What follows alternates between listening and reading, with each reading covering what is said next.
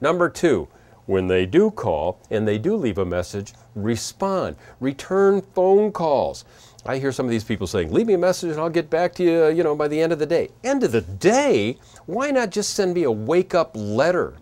Just please respond instantaneously.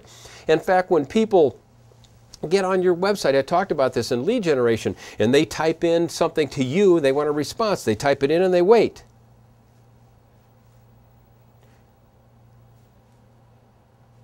This is painful on video, isn't this? It's like, what, 9 seconds, 10.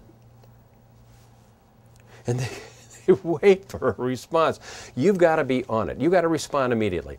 Give you an example. Have you ever been at a restaurant and you needed something from the waiter, and you go, and your wife says, oh, honey, I'll get it. No, I'll get you. We want to get the salt. We want to get pepper, something else. And you wave, and he walks by. And then she walks by again, and you wave, right? And it drives you crazy. You're trying to get that. What is the one thing a waiter could do that would buy your patience?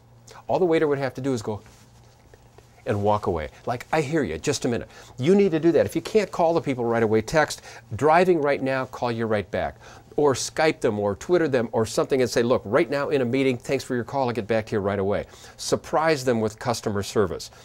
And by the way, speaking of response, show up on time for your appointments. And the secret to being on time is getting there early and having something else to do. Remember, this is for your customers. You want business, be there for them.